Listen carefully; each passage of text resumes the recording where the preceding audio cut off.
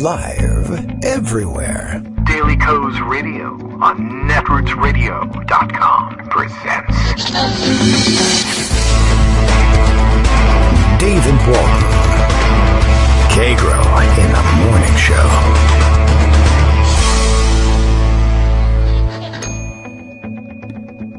Now, here's David Waldman. Hey, good morning, everybody. How you doing? It is Tuesday, September 22nd, 2020, so we are past, finally, the 21st day of September. I guess that didn't get enough attention on Twitter for fans of Earth, Wind, and Fire yesterday, but then again, I guess it's to be expected, given that the Earth, Wind, and Fire Twitter account nearly forgot himself to post the question of whether anyone remembered the 21st night of September. So, okay, I wasn't expecting that to happen, but I guess we all get older. Anyway, plenty to discuss today as usual. Joan McCarter will be with us in the second half of the show, unless something goes completely berserk, which is entirely possible at any moment, given this administration and what it's dealing with. You know, pandemics, possible election interference, again, an illegitimate presidency, Supreme Court nomination pending. What are we about? Let's say September 22nd. So 8 days, calendar days, till government shutdown. I don't know how many working days in Congress. I suppose they could get it together and try and meet for all 8 of those days before we face a shutdown. We'll catch up on that situation with Joan later on. I guess that means that we'll have to remember this for when we sign off. It'll be a week until we are 24 hours from the moment of truth, if we're still waiting for a appropriations bill, a continuing resolution to come through and bail us out of a government shutdown. We'll see what kind of collision course all of those problems can have with the government shutdown and whether anybody tries to use it for leverage at this point. I think where we stand now, if I recall correctly just from yesterday, although things can certainly have changed between then and now, things go moment by moment in these negotiations. The House has put out there a continuing resolution that's a relatively clean CR, as they call it, without much in the way of additional items or demands hung on, they sometimes call these things Christmas trees of a bill if you hang all these riders on it. But it seems it's been sent over relatively clean, and Mitch McConnell still not actually interested in getting it passed and out of the way. I think he intends to use the shutdown as leverage in some way, which is, audacious and rather amazing given the circumstances, but that's Mitch McConnell for you. All right, more discussion, of course, swirling around the possibility of Supreme Court nominations. I guess the president has sort of artificially given himself the timeline of Saturday for naming it, doing it like Bachelor style. He's going to give a rose to somebody and announce the name. As an old TV hack, he's continuing to hold on to that format. And it's starting to sound like, anyway, in the press, like things are coalescing around exactly who, we thought it was coalescing around in the first place, Amy Coney Barrett. And we're breaking down along the usual lines in terms of whether or not it's valid to take a look at the admittedly interesting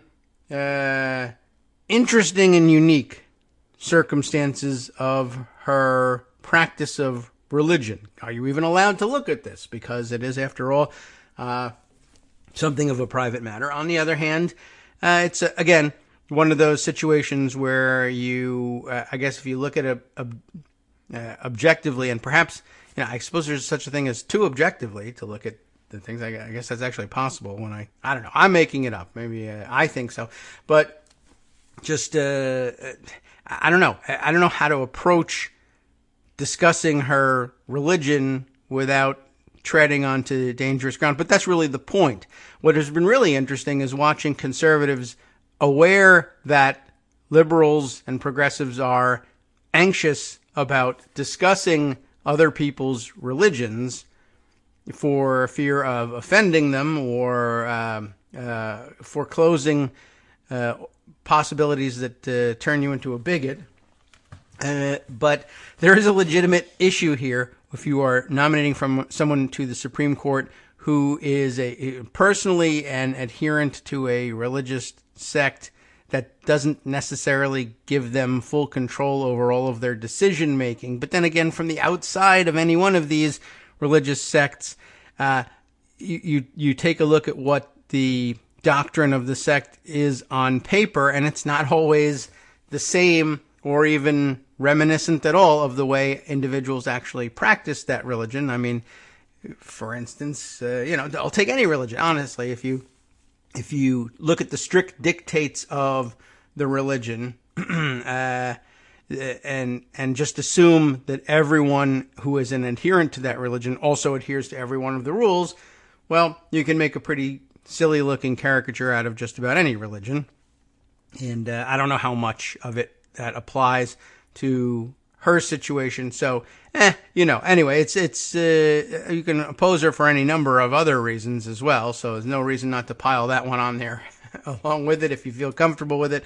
But yeah, it's been interesting watching conservatives aware that they can make progressives and liberals uncomfortable by accusing them of being some sort of anti-religious, intolerant bigot, and push them off of the subject, which is equally uncomfortable for them. But then again, I've also seen people make the very interesting point that if you just take her, the whole point of the concern about bringing religion into matters like Supreme Court decision making is that if you swap out her religion for just about any other, you would immediately see the problem, which is that the very people who are telling you, yeah, you better not approach discussion of her religion or else you're an anti-whatever her religion is, bigot, it would be so easy to understand or to anticipate them saying, well, for instance, if she had the comment that people come back to that I see in a lot of the biographical write-ups of her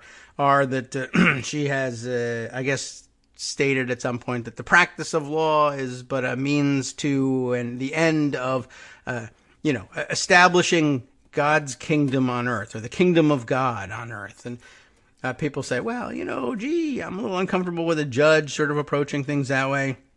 And the conservatives push back and say, well, isn't that really what the practice of Christianity of any sort is really all about? Isn't that the mission of all Christians? And I don't really know if that's the case or not, but on paper, I guess it is. But then, like I said, the easy enough illustration is, well, swap that out for just another word for the same concept and see how far you get with the people who are complaining that you're a religious bigot if the judge says that the purpose of her practice of law is the establishment of the kingdom of Allah on earth. Or, for that matter, pick anything else. Make it Satan and see how far you get with that one. Well, it's pretty easy to see that the same people who would be raising a stink would suddenly find themselves vehemently opposed to that nomination. Well, no strangers are we to the hypocrisies surrounding this from all sides. All right, let's see. What else can we discuss? I have an idea. We can turn to Bill in Portland, Maine. And what better place to set the agenda, honestly, for today's discussions than Portland, Maine? I can think of none. Daily Kos Radio is live now. You know that from the sound of my voice. Can President Truman survive this his threat to beat up Washington Post critic Paul Hume for criticizing his daughter's singing ability? I think he makes it in this one. Kagro X, me, David Waldman, explores this hot scandal that could bring down our democracy. We have our own scandals that could bring down democracy to discuss today. Let's see. First of all, just by way of update on coronavirus situation, a very light day on the reports yesterday coming off of the weekend as expected. We'll see whether those numbers pick up at all. But we did not hit the 205,000 dead mark, thankfully. We're hovering below that. I have a feeling we'll make it there today as the president at his rally yesterday made certain to once again tell people that coronavirus really affects hardly anybody. There's hardly anybody gets this thing. And that's, in fact, at the moment, the top of the charts, so to speak, over at Daily Kos on the written side. Mark Sumner's piece with the headline, Smug Trump declares, quote, virtually nobody is affected by COVID-19 as nation passes 200,000 dead. And of course, as Herman Cain died at one of his rallies, and as others have pointed out, several members of his own staff have contracted COVID-19. But, wink, wink, we all know what he means about virtually nobody, which is to say none of the people who I know at Mar-a-Lago or other finely dressed white people around the country, et cetera, et cetera. Otherwise, those other people who get COVID, I could care less about. They're virtual nobodies. So he continues with this nonsense at the rallies.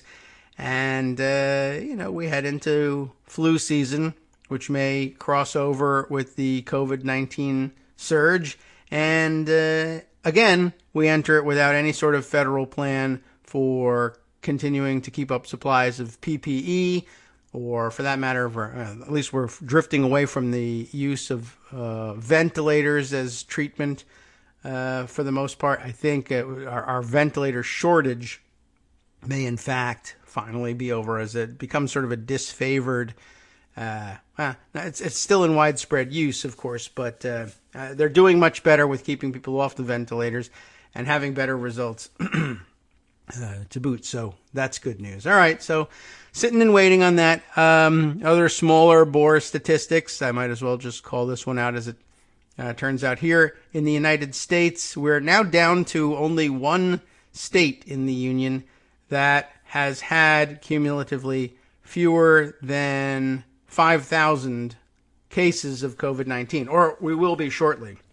When the day's results are over, I believe, Wyoming will go over the top after all this. So that ought to be interesting all by itself, as they have only 578,000 people to work with there in Wyoming. 5,000 of them will have contracted COVID along the way.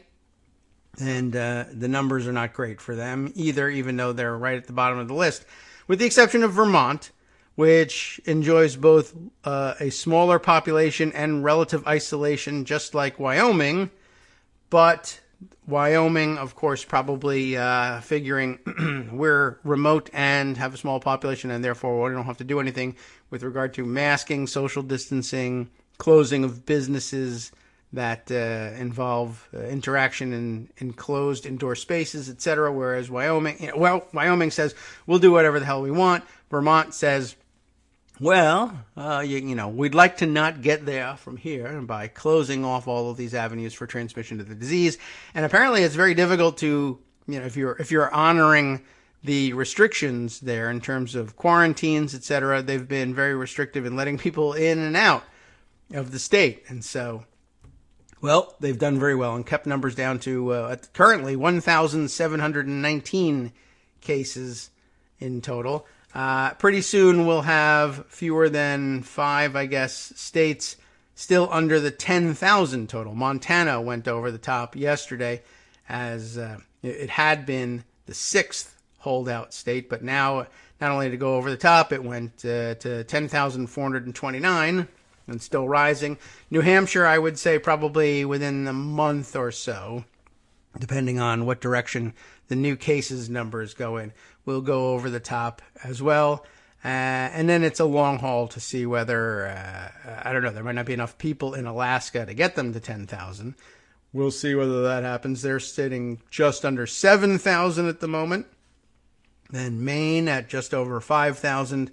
And then the two we discussed a moment ago, Wyoming and Vermont. So, hey, record-breaking numbers out there. Keep up the good work, or whatever it is you would say in such a situation. Lots of stories in pocket as well that require some discussion.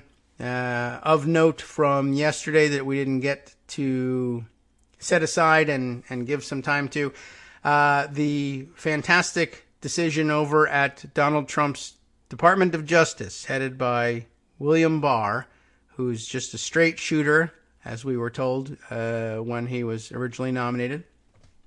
The Department of Justice has designated New York City, that's right, home of the competitor picante sauce to the famous Pace, Texas-based, Pace picante sauce. I don't know what other, we never did find out what that other competitor is. But anyway, New York City, now an anarchist jurisdiction, which means that they could probably cheat and lie about the ingredients on the label of that picante sauce, which is another reason you'll want to stay away from it. But congratulations to them on becoming an anarchist jurisdiction, which is a bit of an oxymoron if you think about it. Just try not to. NBC News reported this yesterday. This is the new scheme there for cutting off federal funding to cities that Trump doesn't like. The designation, our subheader tells us, comes after a memo from President Trump earlier this month, and he's a big memo writer, I'm sure, threatening to cut off federal funds for cities. You know, the ones he doesn't like. Look, they give us a helpful 1, 2, 3 bullet points on what to know. And then I guess the rest of the article is this garbage you might want to know also. But what you need to know is that the Justice Department designated New York City, Portland, and Seattle. What an eclectic mix. As, quote, anarchist jurisdictions under guidelines issued by President Trump earlier this month. Trump's September 2nd memo directs federal agencies to minimize funding for designated cities.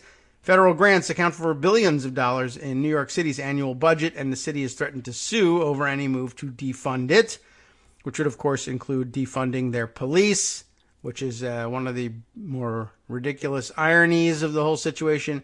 Yes, Donald Trump is defunding police, but his fans will, of course, refuse to see it that way.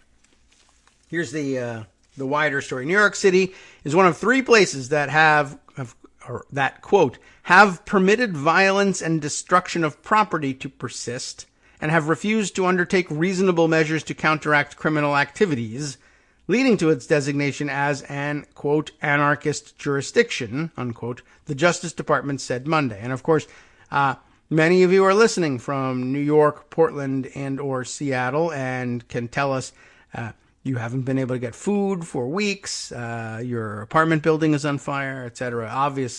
Obviously an anarchist situation.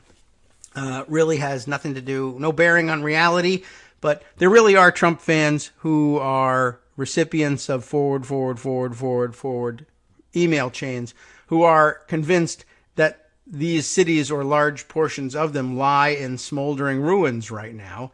And I guess from from the set of Green Acres, they can't tell whether that's really true or not, even though, as we discussed about a week ago, you can peek in on them online on traffic cams and other webcams, etc., and see that everything seems perfectly normal there. But they've been told by the President of the United States, who is a man to be believed when he speaks in public. I mean, ordinarily in the office, of course, demands that. Not this particular president, but he tells them these cities are in ruins.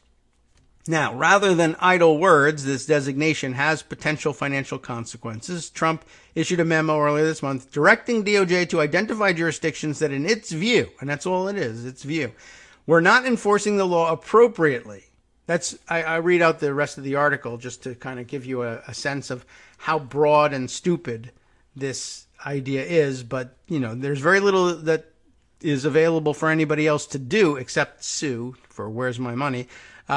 When the Department of Justice is run by a willing lackey who just says, yeah, sure, Mr. President, I can, sir, with tears streaming down his eyes, as Trump says, I can bring that power to bear. Yeah, I run the DOJ, and we'll just say there's this new thing called anarchy jurisdictions, and you're one of them. That's all it really takes. And so they're doing it. So designated cities, it says, could lose their federal funding. New York Governor Andrew Cuomo minced no words in responding to the DOJ assessment. I understand the politics, but when you try to manipulate and distort government agencies to play politics, which is what the Trump administration has done from day one, this is more of the same. Cuomo said on a conference call with reporters, the president can't supersede the law and say, I'm going to make those funds basically discretionary funds, which is what he would have to do. If they actually do this, we will challenge it legally and they will lose once again, he added, and it's probably true. Unless, of course, you can change the makeup of the Supreme Court and fight it all the way up to the Supreme Court, then get a partisan Supreme Court to make the president win, and then push that ruling back down on all the courts and make it stick, which is what the plan is. So, September 2nd, Trump's September 2nd order gives the director of the Office of Management and Budget 30 days to issue guidance to federal agencies on restricting eligibility for federal grants for the cities on the DOJ list. Such grants make up a huge portion of New York City's already strapped annual budget, more than $7 billion in fiscal year 2021 alone, or 7.5% of the city's projected total revenue. In justifying its decision, the DOJ cited New York City's rising gun violence. Whose fault is that? Cuts to the New York Police Department's budget, and moves by various district attorneys not to prosecute charges related to protests earlier this summer. Portland, Oregon, and Seattle, Washington were also hit with the same designation. We cannot allow federal tax dollars to be wasted when the safety of the citizenry hangs in the balance. It is my hope that the cities identified by the Department of Justice today will reverse course and become serious about performing the basic functions of government and start protecting their own citizens, Attorney General William Barr was actually willing to say in a statement. Both the city and the state have previously threatened to sue the federal government over the possible DOJ classification, which Mayor Bill de Blasio reiterated Monday. De Blasio, Portland Mayor Ted Wheeler, and Seattle Mayor Jenny Durkan issued a joint statement Monday afternoon blasting Trump.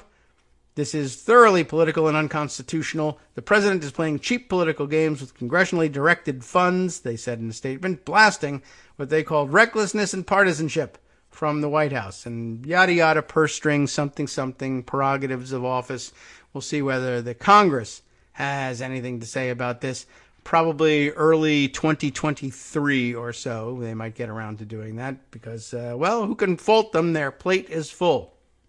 And I guess all the options still that were left on the table yesterday are still on the table with respect to dealing with filling this Supreme Court seat. No one is backing off of any of the threats there, so that should be of some interest. I guess we'll save for tomorrow, perhaps, discussion of, let's just put it on the record, discussion of the flip-flopping going on over at the CDC, as evidenced on the CDC's website. Apparently they had briefly issued some new, up-to-date, and apparently true information. That's terrific to know.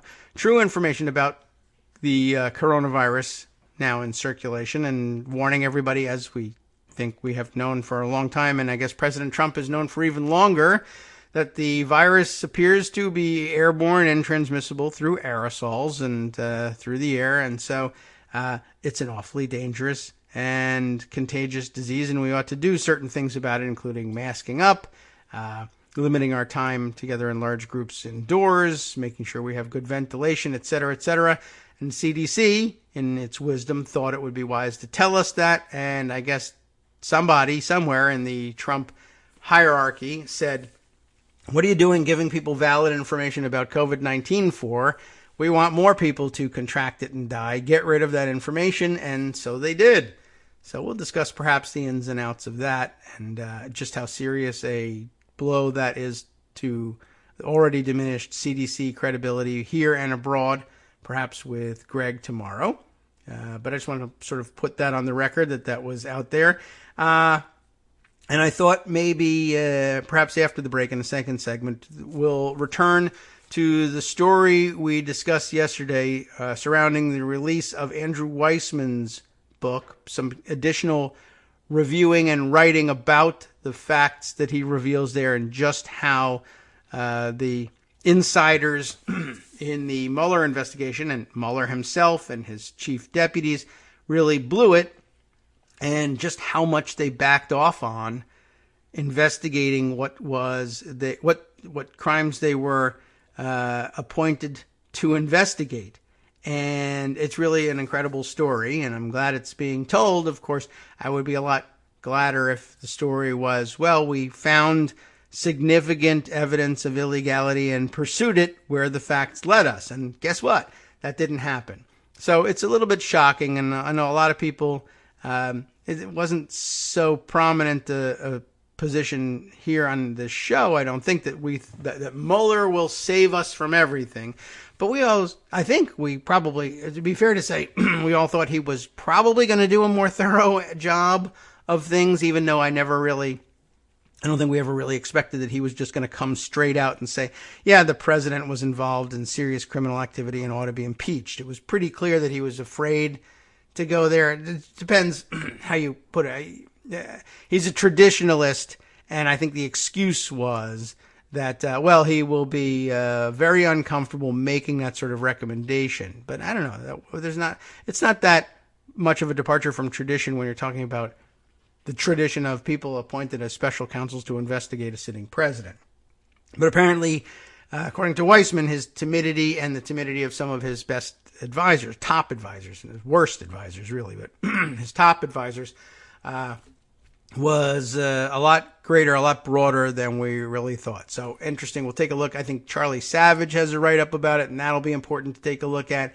But both the Post and the Times, our papers of record, have posted some stories surveying the damage there. Let's see. I'll save the shutdown story for discussion with Joan.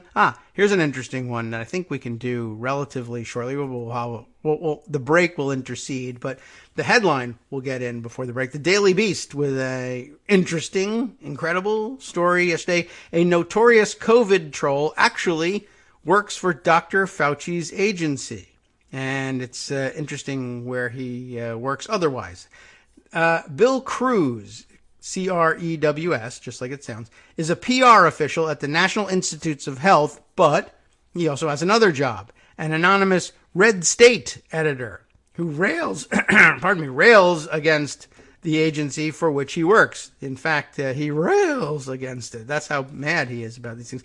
Lachlan Markay writes this for the Daily Beast, and it is what it is what it comes down to here. The managing editor of the prominent conservative website Red State has spent months trashing U.S. officials, that's not a mystery for us, tasked with combating COVID-19, dubbing White House Coronavirus Task Force member Dr. Anthony Fauci a mask Nazi, and intimating that government officials responsible for the pandemic response should be executed.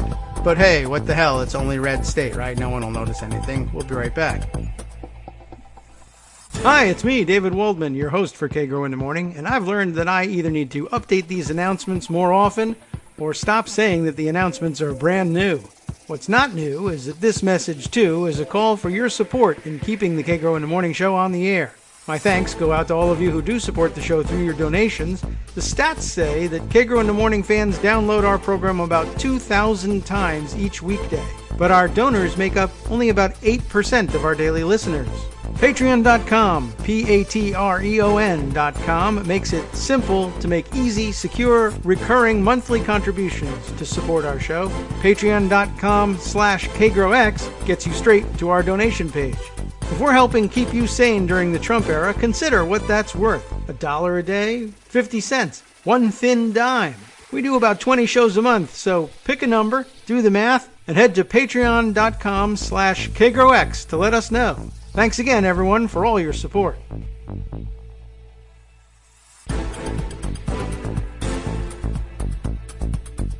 Welcome back now to the Kagro in the Morning show here on Everest Radio. Shall we continue with this? We might as well get through a little bit of this rather amazing story from the Daily Beast before diving into the other ones. As we said, a managing editor from Red State apparently turns out to have been working for Dr. Fauci's agency the whole time he was out there trashing it in private under a pseudonym at Red State. But that writer, as we now find out, goes by the pseudonym, I guess, Strife, maybe, Streiff, and I don't know how he pronounces it, and it doesn't really matter. This person isn't just another political blogger. The Daily Beast has discovered that he actually works for the public affairs shop at the very agency that Fauci leads. William B. Crews is, by day, a public affairs specialist for the National Institutes of Allergy and Infectious Diseases, but for years he's been writing at Red State under the Strife pseudonym. That by itself isn't so bad, but in that capacity, he has been contributing to the very same disinformation campaign that his superiors at NIAID say is a major challenge to widespread efforts to control a pandemic that has claimed roughly 200,000 American lives. Under his pseudonym, Crews has derided his own colleagues as part of a left-wing anti-Trump conspiracy and vehemently criticized the man who leads his agency, whom he described as the attention-grubbing and media-whoring Anthony Fauci. He has gone after other public health officials at the state and federal levels as well. the public health Karenwaffen, as he called them, over measures such as the closures of businesses and other public establishments and the promotion of social distancing and mask wearing. Those policies, Cruz insists, have no basis in science. He's not a scientist. He's just a PR guy. And mask wearing.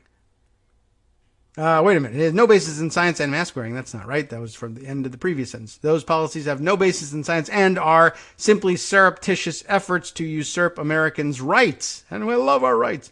To destroy the U.S. economy and to damage President Donald Trump's re-election effort.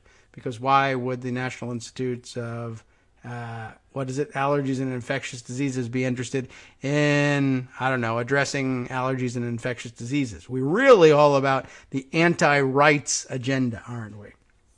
I think we're at the point where it's safe to say that the entire Wuhan virus scare was nothing more or less than a massive fraud perpetrated upon the American people by, quote, experts who were determined to fundamentally change the way the country lives and is organized and governed, Cruz wrote in a June post on Red State. And of course, I'm sure he may even have intimated that he had inside knowledge of these things. I'm not really sure, but he certainly brought it to bear on his writing.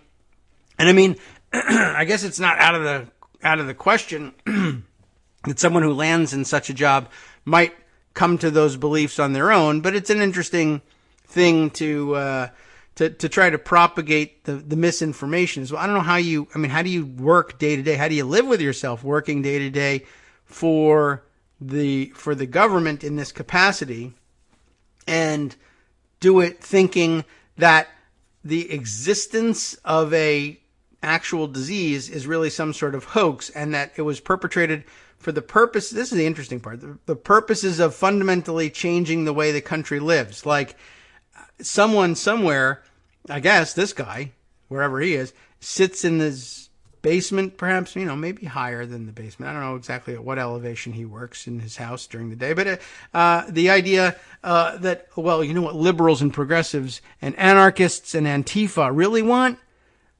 I could see where, think about this being a real idea in somebody's head. In January of 2020, they were like, before it even hits here in the United States, I bet liberals would love it if pizza had to be delivered in contactless fashion. I think it's a long-standing dream of liberals everywhere that pizza delivery people and package delivery people would leave packages and pizzas for you on your front stoop and not even ring your doorbell, but instead take a picture of it on their cell phones and text it to you. That's clearly what the communists have always wanted. I don't know what the plot here is. And what liberal Americans and Antifa plotters really want is they don't want people to be able to go to the movies together. Yes, they tried. Remember that time back in 77 when they were like marching in the streets with signs that said, "Don't go to the movies in large groups, eat popcorn at home." Yeah. I mean, I don't know what you imagine was behind that, but, well, people like this are obviously kind of crazy to begin with. Anyway, it goes on to get worse, of course, and Republicans also reserve to themselves the right to say all the sorts of things that if you were to say it about Republicans, they would be howling for your arrest, like, if there were justice, he adds to the end of his rant about fundamentally changing the way people live. If there were justice, we'd send a few dozen, he makes a typo here, we'd send a few dozen of these fascists, that is to say the people who want masks and social distancing, to the gallows and, is it gibbet? I don't know how I don't even know this word, Gibbet. We'll look it up. Gibbet their tarred bodies in chains until they fall apart. He's very descriptive when it comes to that. But whatever. I guess it's okay to say if you're a Republican. After the Daily Beast brought these and other quotes from Cruz to NIAID's attention, the agency said in an emailed statement that Cruz would, quote, retire from his position. NIAID first learned of this matter this morning, that was yesterday, and Mr. Cruz has informed us of his intention to retire, the spokesperson, Kathy Stover, wrote. We have no further comments on this as it is a personnel matter.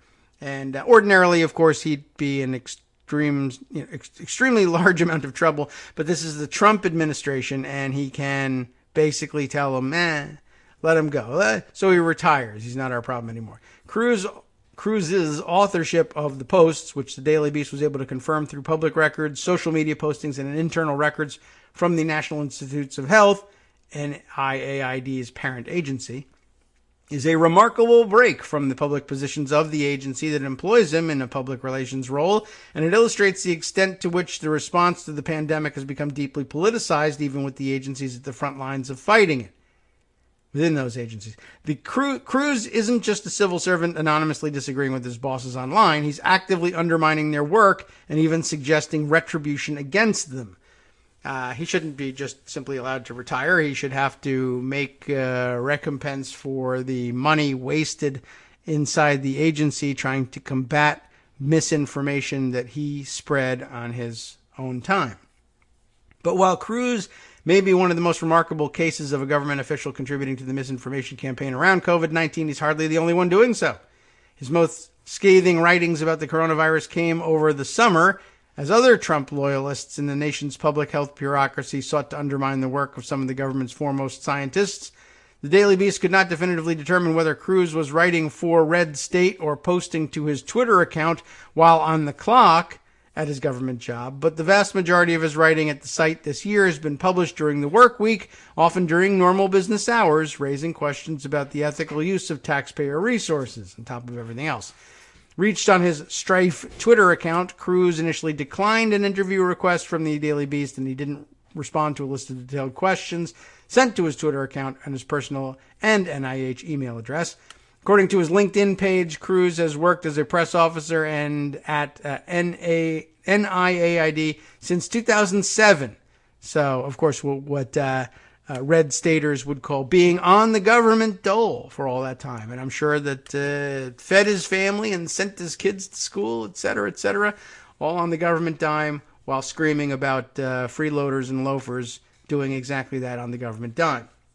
That LinkedIn page is associated with Strife's Gmail account, and its connections include a number of Red State founders and its former editor, Eric Erickson, many of whom are also friends with Cruz on Facebook. The LinkedIn page also lists a prior stint as an officer in the U.S. Army's Berlin Brigade, specifically the 4th Battalion, 6th Infantry Regiment, which is consistent with details shared by Strife's Twitter account. Cruz's LinkedIn page also mentions later service in the U.S. Army's 3rd Infantry Regiment. Strife tweeted that he was a veteran of the unit during a 2019 exchange. On the Strife account, he has alluded on multiple occasions to his work at NIH.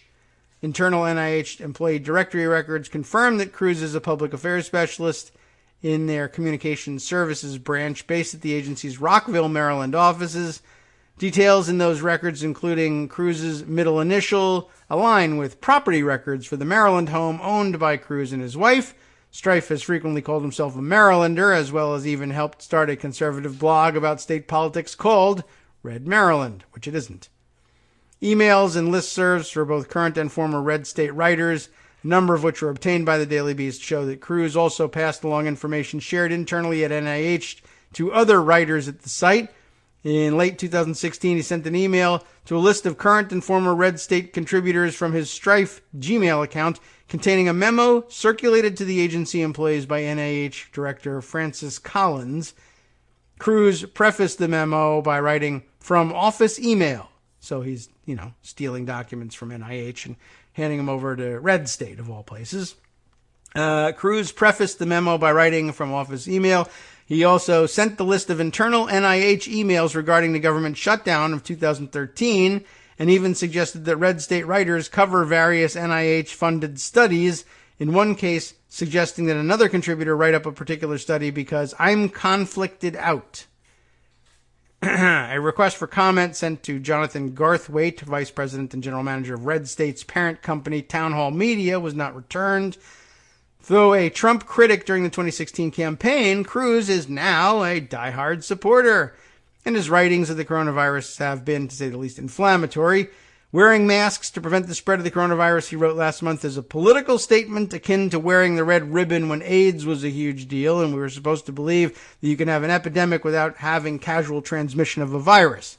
Sorry, in most areas of the world's landmass outside of San Francisco bathhouses, you get the idea. He's going to talk about AIDS in a most unfortunate manner. Cruz's posts on coronavirus at Red State have directly contradicted the guidelines put out by the White House Coronavirus Task Force and the nation's various public health agencies, including the NIH. This whole thing has been a total fraud insofar as the policy response to Wuhan virus from day one. He wrote in June, there was never a need for a lockdown. There has never been a need for wearing masks. Well, that's all wrong. Fauci's initially downplayed the value of masks, but he did so out of fear that a run on masks would create scarcity for frontline and medical workers. A mistake, admittedly. He and other federal health officials, such as CDC Chief Robert Redfield, have more recently described them as crucial to containing the virus's spread. Fauci's change in tone on the issue has tracked with Cruz's increasingly derisive attitude toward him. And I'm trying to see whether, maybe at this point, You've got the idea of this story. You've got the idea of how they were able to track him down. And I think we'll jump out of this one at this point. At Red State, Cruz has been a prolific writer since he began contributing to the site in 2004, the year it was founded. This year alone, he's penned more than 400 posts for the site, publishing as many as 5 a day. Like he should be working. As of 2018, according to a former Red State editor, Cruz was among the site's most widely read contributors. So he was kind of, I think, addicted to the attention that his paid government job was able to bring him on the hot subject of the moment. And I wouldn't be surprised at all, as they intimate here, that he was posting this stuff on government time and on the government dime as well. But you're all the freeloaders. Let's not forget that. Got it? Okay, on to some other interesting stories. Let's turn back to the write-ups about the Weissman book. And I think I do have something from the Times. Charlie Savage updated us last night via Twitter saying that I guess over at the New York Times he had initially posted something more of the information, I guess, or something about the book was embargoed until yesterday afternoon, and now he's been able to change his story. Prior to the embargo, he was sort of limited to reporting what snippets of the book had been released in advance for promotional purposes, and now I guess he's able to give a fuller picture of what he has gleaned from the book. Mueller's team, his piece is titled, Should Have Done More to Investigate Trump-Russia Links, top aide says. A new book by one of the special counsel's top deputies, Andrew Weissman, is the first inside account of the investigation. There are several such pieces out there today, but Charlie Savage, I think, is a special case, so I'd like to read his. He's been following, national security issues since forever. It's how he made his bones, so to speak. The team, led by Robert S. Mueller III, who Greg frequently reminds us he likes to call Bobby Three Sticks, the special counsel, that's who he is, failed to do everything it could to determine what happened in the 2016 election, shying away from steps like subpoenaing President Trump, Robber Baron Trump, perhaps I could call him, and scrutinizing his finances out of fear he would fire them, that is, the whole office. One of Mr. Mueller's top lieutenants argued in the first insider account of the inquiry, had we used all available tools to uncover the truth, undeterred by the onslaught of the president's unique powers to undermine our efforts? He asked. Well, he adds in the answer to that, I know the hard answer to that simple question. We could have done more. The team took elaborate steps to protect its files of evidence from the risk that the Justice Department might destroy them if Mr. Trump fired them, and worked to keep all reporters and the public from learning what they were up to. Mr. Weissman wrote in Where Law Ends Inside the Mueller Investigation, which Random House will publish next week, because they want to publish it at a random time, I guess. That's why they call it that. Wow. So it is interesting, too. And you get the idea there. I guess we could have some sympathy for Mueller in thinking, well, it's not so much that he was worried about getting fired. What he was worried about was if he was fired, would the DOJ seize control of all of the evidence that they have gathered and destroy it? You certainly don't want that to happen. And there's some interesting stories about what they do to try to hedge against that. Mr. Weissman also defended against accusations by the president and his allies that he and other investigators were politically biased, quote, angry Democrats. Mr. Weissman said his personal views had no bearing on the crimes that Russian operatives and Trump aides committed. And he elevates particular details, for example, emphasizing that the same business account that sent hush payments to an adult film star, Stormy Daniels, who alleged an extramarital affair with Mr. Trump, had also received, the same account had also received, quote, payments linked to a Russian oligarch. The president has denied the affair. His former lawyer, Michael Cohen, controlled the account. Mueller transferred the Cohen matter to prosecutors in New York. And, of course, you saw him sentenced, briefly anyway, to prison for those crimes. That caused a real flurry yesterday, but we were reminded by late afternoon that is something we actually knew before, that Cohen was so terrible at his practice of law that you'll recall that he started, what was it, like an Essential Consultants LLC or something like that, and he just used that account for any and all of his shady or illegal activities rather than starting new ones. And of course, the whole point of having limited liability companies out there is that it's to find a way of separating monies and limiting your liability, right? You don't want just one giant extortion company. If you get busted on extortion charges for one operation, you would like there to be another LLC somewhere that's conducting the other extortion operations so that there's some chance you won't get busted on the second one. But he did all of his extortion through one. And so when he was done paying Stormy Daniels, he was also taking Russian oligarch money for some other scheme that he was working on. And the two had no connection and should have been operating out of separate companies, but he's a very lazy guy. So that rings a bell. I do remember that. Previously, a mafia and Enron prosecutor and then a lawyer at the FBI for Mr. Mueller, who was the Bureau's director for 12 years, Mr. Weissman ran one of three major units for the special counsel's office. His Team M, as we learned yesterday, was responsible for prosecuting Paul Manafort's various crimes. The goal, of course, being to flip him and learn whatever he knew about any Trump campaign links to Russia. Manafort had worked for pro-Russian interests in Ukraine, as you all know, and the investigation uncovered ties by his business partner Konstantin Kilimnik to Russian intelligence. The book builds towards investigators' discovery that Manafort had shared internal campaign polling data with Kilimnik, who flew to the United States to meet with Manafort during the campaign, asking whether Trump would permit a peace plan for Russia to essentially take over all of eastern Ukraine. So that was what was in the offing there. What they wanted to know is, will Trump stand down from criticizing, punishing, sanctioning, fighting the Russians if they annex all of Ukraine, or at least all of eastern Ukraine? But while admitting this much, Manafort, seeing the dangle of a potential pardon from Mr. Trump, refused to cooperate further. Investigators did not obtain any final puzzle pieces and lacked the evidence to charge anyone in the campaign with a criminal conspiracy involving Russia's covert electoral assistance.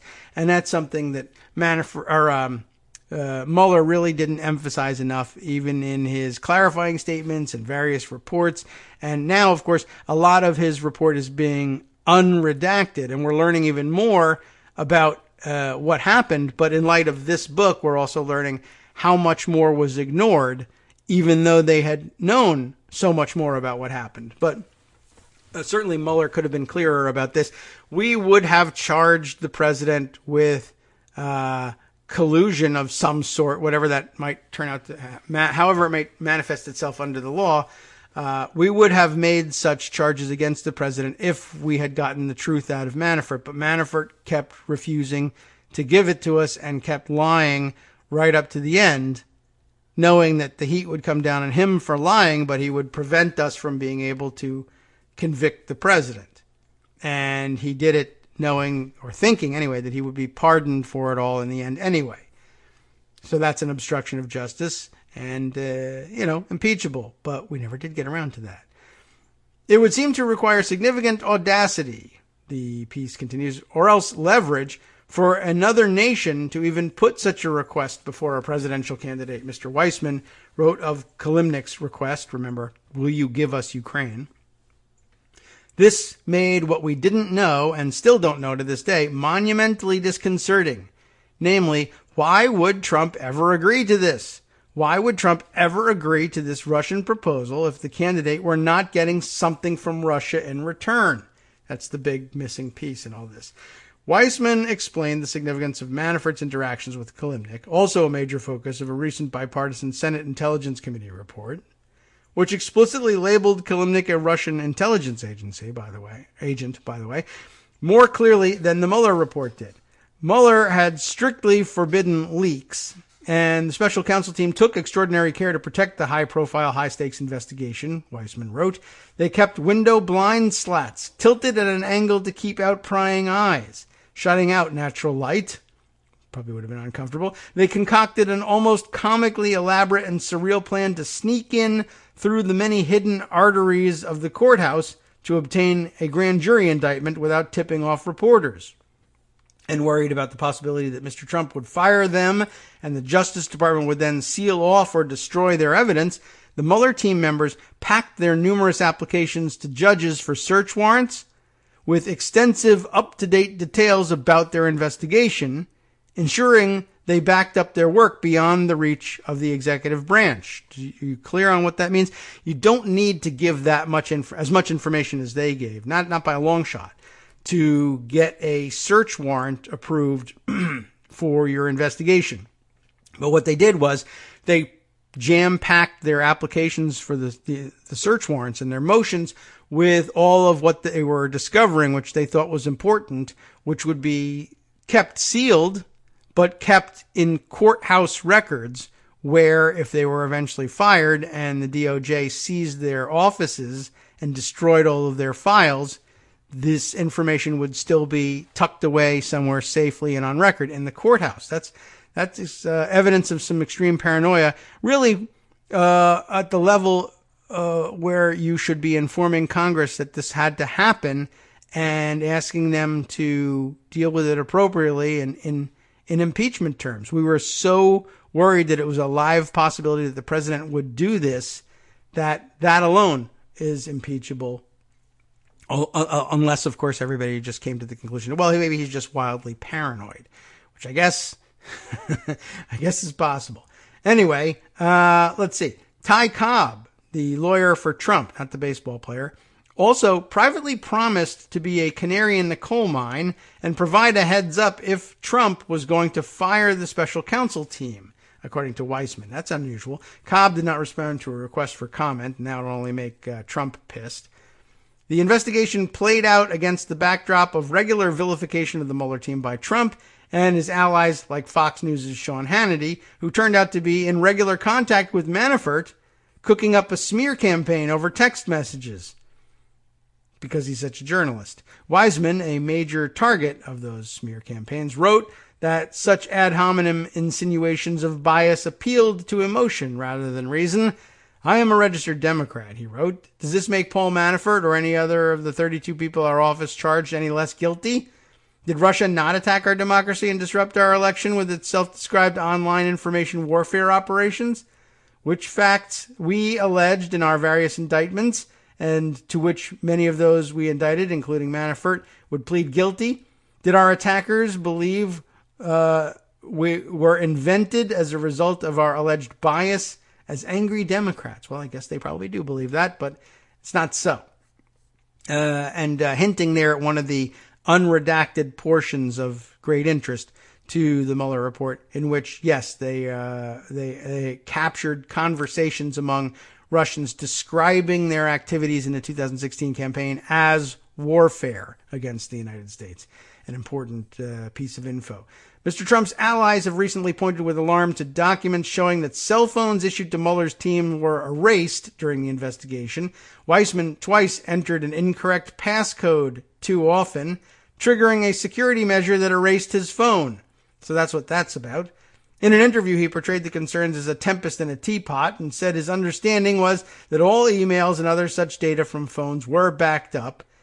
Imagine, of course, they went to great lengths to back up their information in the courthouse filings. He called on the Justice Department to release information about the special counsel's data backup system to prove it. Weissman also wrote that he's not anti-Trump, but rather pro the rule of law. Well, that's too bad. Still, the distinction is less than clear in a book that portrays Trump as a liar and a dangerous demagogue. Well, he is that.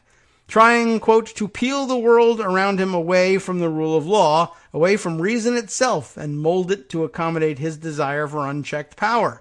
Weissman was equally scathing about Attorney General Barr, calling him an enabler, and likening his misleading letter last spring about the then still secret Mueller report as a betrayal and a gut punch. Well, you knew he was going to do that, or you should have known. Weissman also criticized colleagues, portraying the special counsel team as divided between aggressive investigators like him, the special agent Omer Meisel, and the prosecutor Jeanine Rhee, who headed Team R, which investigated Russian issues other than those centered on Manafort, and far more risk-averse law enforcement officials like Mr. Zebley, who pulled punches. And I guess I must have missed the introduction of Mr. Zebley here, but I did read a little bit about him in the Washington Post write-up on the same subject, so I have some idea of who he was. He's one of the top advisors to Mueller. In one episode, in 2017, the Mueller team issued subpoenas to Deutsche Bank for information about Manafort's income in Ukraine. Deutsche Bank, of course, had also lent large sums to the Trump organization, and the White House somehow found out about the still secret subpoenas, though they didn't find out about the focus of those subpoenas. And so the White House demanded to know what investigators were doing, and Mr. Mueller authorized Mr. Zebley to tell the White House that they had not been seeking Trump's financial information. At that point, any financial investigation of Trump was put on hold. Weissman writes, that is, we backed down. The issue was simply too incendiary, the risk too severe. I'm not certain what they thought the risk really was, but pretty strong evidence that Mueller had a lead on this financial information and backed away.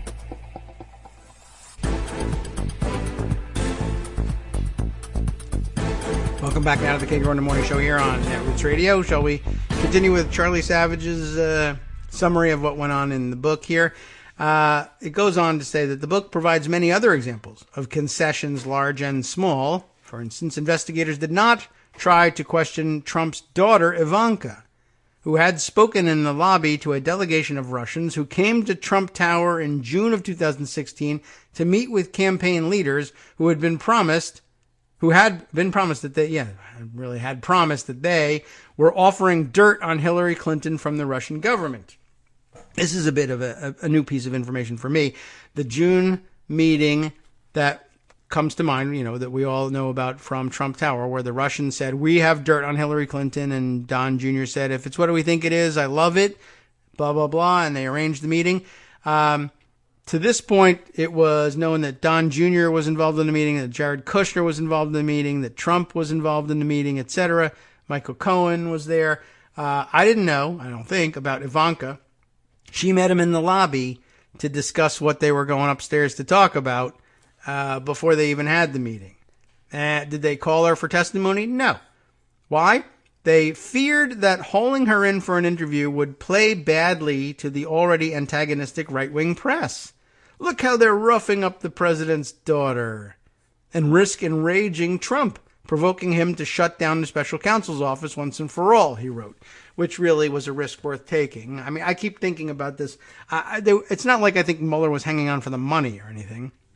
And I do think they had legitimate concerns that the DOJ would shut them down immediately and take away all the information they had compiled and bury it or destroy it. That's a legitimate fear too.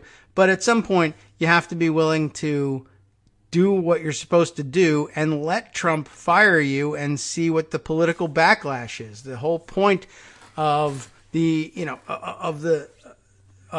public watching the investigation go on, even though they were give out no information, was as a monitor, right? If you If you interrupt the proceedings and fire the special prosecutor, everyone knows what that means. And Mueller did everything he could to make sure that that didn't happen, even though it was a live possibility for so long, and they changed so much of what they did in order to avoid it.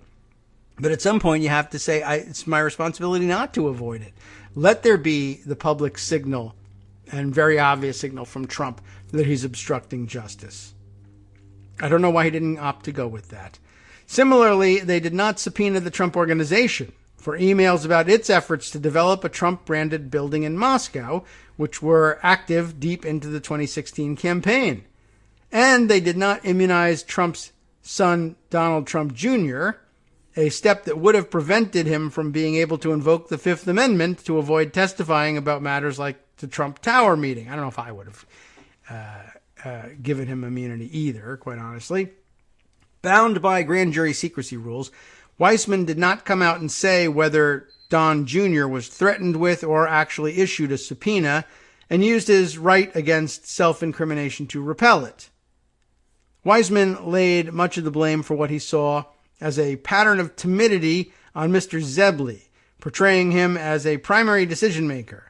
Repeatedly during our 22 months in operation, we would reach some critical juncture in our investigation only to have Aaron, that's Mr. Zebley, Aaron Zebley, say that we could not take a particular action because it risked aggravating the president beyond some undefined breaking point. Weissman acknowledged, but did not clearly address, concerns that the aging Mueller had lost a step, both declaring that he was capable of making the tough decisions despite speculative concerns about his health, but also describing him in one scene as looking drained and worn down by his years of grueling public service.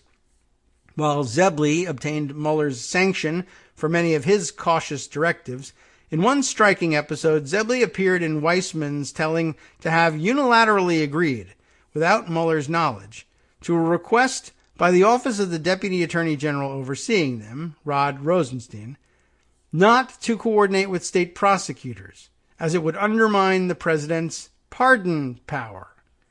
Well, yeah. Okay. Two other former officials who spoke on condition of anonymity disputed the account. Rosenstein did not decline any request to share information with state prosecutors, a person familiar with his thinking wrote in an email.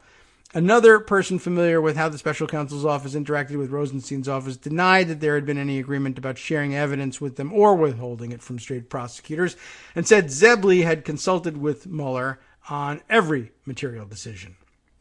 So some dispute there. On the failure to subpoena Trump, Mueller was determined to avoid any public disagreements with Rosenstein, Weissman wrote, because the special counsel regulations required telling Congress about any instance in which Rosenstein overruled him. Mueller never actually proposed subpoenaing Trump, instead coyly asking what Rosenstein's reaction would be. And Rosenstein just kept demurring. So he didn't even bother to answer, and Mueller took from that as a no. This is very weak, quite honestly. In the end, Weissman said in an interview, the caution was more justified early on to avoid provoking Trump into firing them before they could get going.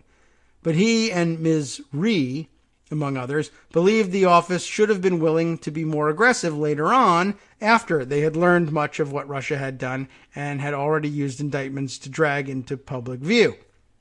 We would have subpoenaed the president after he refused our accommodations, even if that risked us being fired, he wrote. It just didn't sit right. We were left feeling like we had let down the American public who were counting on us to give it our all. And I feel let down. How about you? Rather extraordinary, to say the least.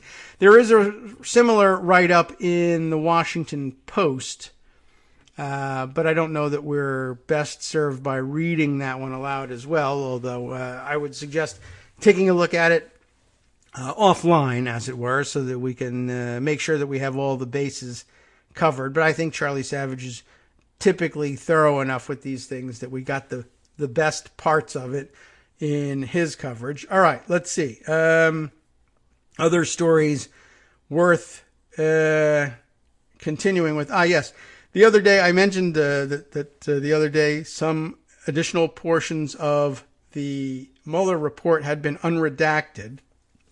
And though I'm typically hesitant to rely on Eric Garland for descriptions of such things, I haven't seen much in the way. I'm sure there has to be someone who's got written product on what they discovered in thumbing through the unredacted Mueller report. It's just that his landed on my desk first, and he in turn is relying on the writing of John Davison, a senior counsel. He's listed here as Epic Privacy, and I'm not even certain what that organization is. The Electronic Privacy Information Center, as EPIC, Epic. Established, as it says here in their Twitter bio, to focus public attention on emergency privacy and civil liberties issues and to protect privacy. Okay, so get some idea of where they're coming from. Eric Garland gives us the old boom headline here. Boom! DOJ releases numerous redactions of the Mueller report by Bill Barr. Barr appears to have been covering for the seriousness of Russian warfare against the United States, and that angers him to some great extent here. And then he includes a link to John Davison's tweets, which give us the news. Breaking, the DOJ has released extensive new material from the Mueller report in a filing from Epic Privacy and Jason Leopold's FOIA case. Unfortunately for readability, it's listed, he says, out of context. No reprocessed version of the actual report just yet. So they were getting raw, unredacted material and having to read through it and recontextualize it. It's not simply a full version of the report telling everybody what had been redacted before and why. You have to sort of piece it together. So I guess Garland undertakes that task along with Davison. I've got Garland's thread marked here. So bottom line up front, he says, and that's always helpful when we're pressed for time, many redactions of the Mueller report do not appear to jeopardize criminal cases as claimed, but do appear to minimize the seriousness of Russia's attack.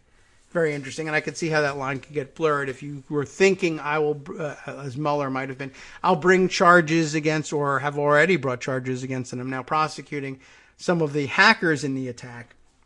I suppose you could think that that would jeopardize criminal cases, but most of those cases are done now, which is, I guess, why some of the redactions are coming off. But what we're finding out is, that information had dual purposes, to say the least. Not only did it bear on criminal cases then pending, but it also, as he says, minimized the seriousness of Russia's attack. And for example, he has here, Volume 1, page 20, Barr redacts that the Russians themselves have said they were at war with the U.S. This is what we alluded to earlier. The screen grab, the screenshot that he's got here for, I don't know what, I guess redaction 20, wherever that may fall. Or did he say it was on page 20? Is that what 20 was? Yeah, volume 1, page 20.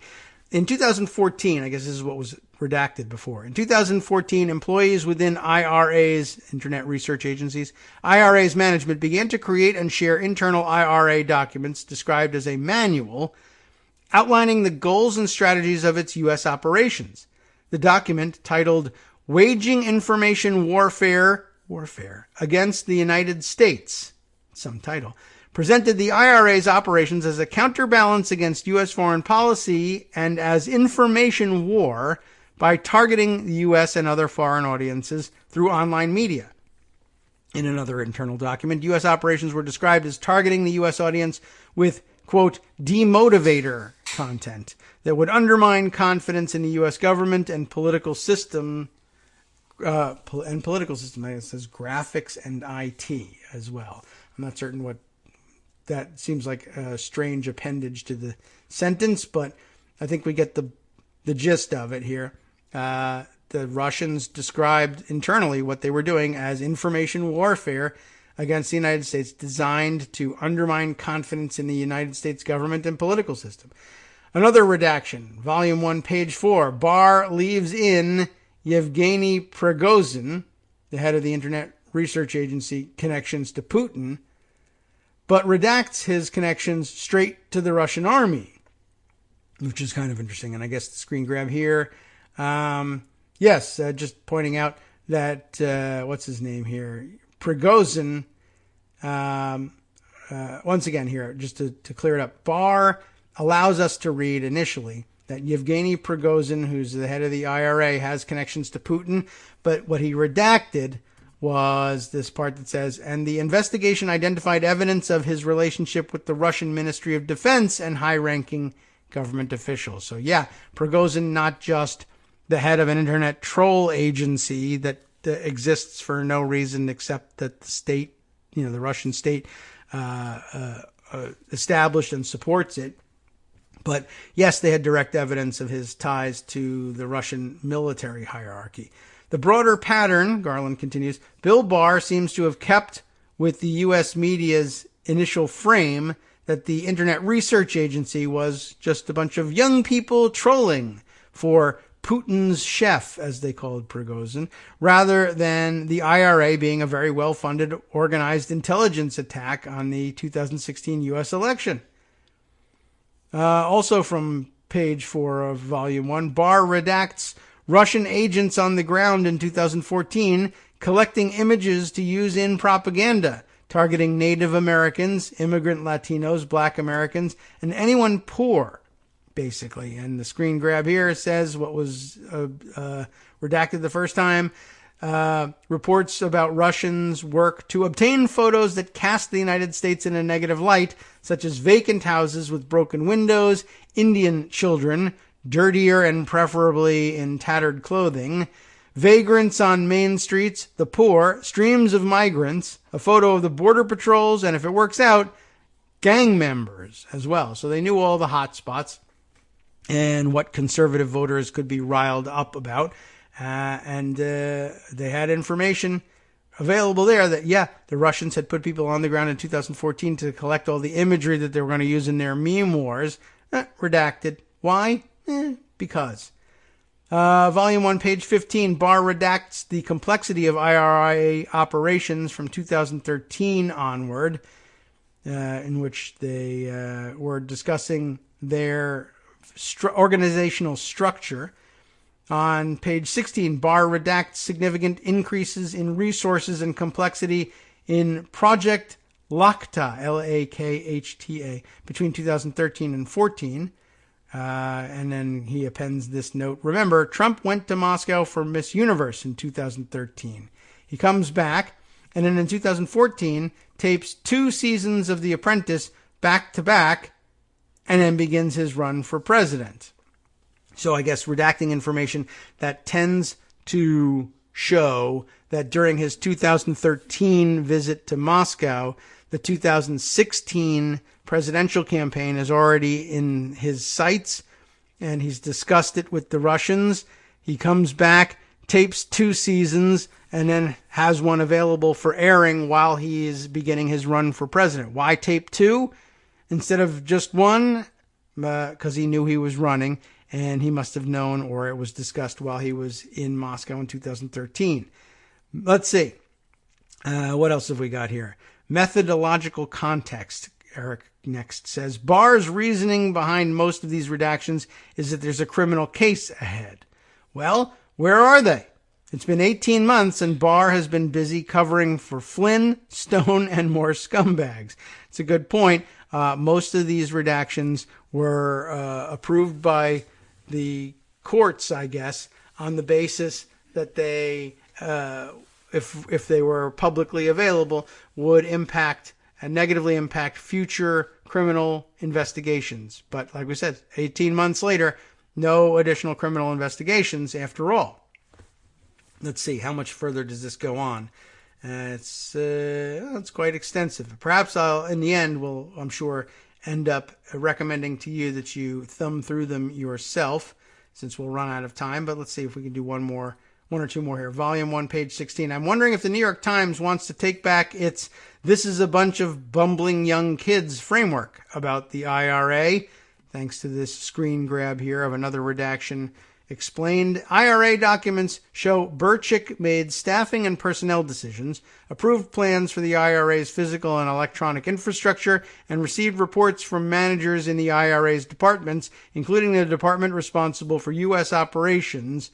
Bistrov developed policy documents for the IRA and made administrative decisions and signed tax forms and corporate documents. which of course is evidence of some significant organizational heft here, not just a bunch of kids who hacked things in the United States for fun and found a interested party in the Russian GRU once they did. It was clearly a government-funded and government-managed operation. All of which information is redacted for some reason by Bill Barr. He also obscures how private corporations were key to making a military/intelligence operation look unaffiliated with the Russian state. The screen grab here, a second entity, Internet Research LLC, was incorporated in Russia on March 26, 2014, and the Internet Research Agency LLC, as a legal entity, was dissolved effective June 30th, 2014. During February 2015, two new entities, Glavset LLC and MixInfo LLC, were incorporated, followed by another entity, Azimuth LLC. On July 2016, these corporate entities were used to pay employees, often through multiple other corporate shells, I guess. The screen grab ends there. So once again, more evidence of how far they went out of their way to obscure the origins of the work. Barr also takes out Prigozhin's ties to the Russian military again on page 17. Prigozhin, who, again, everybody refers to the nickname of Putin's chef, isn't really a chef, Garland says. He runs a division of the Russian irregular troops called Wagner. This is not a secret. Why redact it? Barr also takes out evidence of Russia's continued activities on U.S. soil after Trump's election. December 2016, specifically, Russian intelligence is convincing U.S. activists to salute Brother Eugene in front of the White House and other places using Facebook. I'm not certain exactly who they're talking about here. But, yeah, all right. Well, for whatever reason, IRA employees, again, without revealing their true identities, convinced U.S. activists from Charlotte, North Carolina, to pose with a sign that read, Happy New Year, Brother Eugene. I guess an inside joke for the IRA people. But I guess that would, if it's what it sounds like, it just demonstrates this is how much control we have over people on the ground in the United States. We tell them we think it would be funny for vague reasons for you to do this, and then people go and do it, not knowing that they were being directed to do so by Russian intelligence agents, and they just think they're doing an inside joke for a bunch of kid hackers, and then uploading the pictures, and everybody says, see, we type it in here and it comes out there. Very interesting. All right, let's see. One more, perhaps, before jumping out of this thread. Garland says, reminder, Mark Zuckerberg was made aware with crystal clarity that Facebook was being used for political warfare in the U.S. and other countries. Zuck considered a run for president and let Russian intelligence run amok. That was his response to it. And here's the press clip to prove it. But of course, you all remember his flirting with the idea of running for president. Any others that jump out at us here? Let's see. Barr obscures Russian intel that divided its operatives in departments for each individual social media platform. Facebook, Twitter, YouTube, Instagram, and others. Interesting. So again, information gleaned from the IRA manual showing what their structure really is. He covers up a 2014 strategy document from Russian intelligence detailing very specific goals for 2016 propaganda operations on social media. Let's see. See what this is all redacted information. Another document dated May 2014 entitled General Strategy in Accordance with Basic Subject Matter included the following passage. General premise. The next U.S. elections are in 2016. Democrats, Hillary Clinton. Republicans, there is no obvious favorite candidate, I guess at this point in May of 2014. Goals. To spread distrust toward the candidates and the political system in general. 1. Whom will the Hispanic vote support? 2. Lack of confidence in Clinton as the wife of Bill Clinton. Parentheses, past scandals play on personal life. 3. A fight to change the political system. And 4. All the primaries are purchasable. The oligarchs rule everything. That's the Russian document that they had on hand that Bill Barr redacted because reasons, and we never find out. Okay, so I can see why Eric Garland is on a tear about this. That doesn't mean we're going to read all the rest of it, of course, because it would take forever. But yeah, I'm waiting for this to be written up in more cohesive and coherent form at some point, and maybe I've missed it. And if you have come across such an article, do feel free to share it with us, read it for us and tape it, or just send it, forward it to us, and we'll revisit the situation at some point in the near future. All right, we've got 5 minutes or so from our next break, and then we'll be hearing from Joan, I believe. And what other things can we sneak in here? Here's one that's been waiting in the wings for a few days, shared with me by, now I can't recall exactly who sent it on, but a quick look through Twitter, perhaps we'll figure it out later on. A piece from the Daily Beast following up on the outrage of last week, which is already mostly forgotten. You remember when we found out that there were a number of women who had been forced into mysterious hysterectomies at an ICE detention center in Georgia. And it was briefly, a crime against humanity and a war crime for which Donald Trump should be hanged, et cetera, et cetera. And then we had to move on to the next thing for which he ought to have been hanged but wasn't. The idea. Well, anyway, here's a little noticed tidbit that made the rounds a few days before. Was it maybe Pat Snyder that gave us this one? The ICE hysterectomy doctor, according to the headline here in the Daily Beast, the ICE hysterectomy doctor wasn't even a board-certified OBGYN. Yeah, that's pretty serious. Dr. Mahendra Amin is his name, and it's not a household name just yet. That's weird. He's been accused of performing unnecessary uterus removals, as they're putting it here, on detained immigrants. Yes, and the Daily Beast is telling me I have to become a member in order to read this story, but at least we have the information. Oh, look at that. And Pocket will give it to me in sneaky format. The doctor at the center of a scandal over unwanted hysterectomies at an immigrant detention facility in Georgia is not a board-certified OBGYN, and I would have thought that would have been the case for doctors performing hysterectomies, but maybe not. I don't know.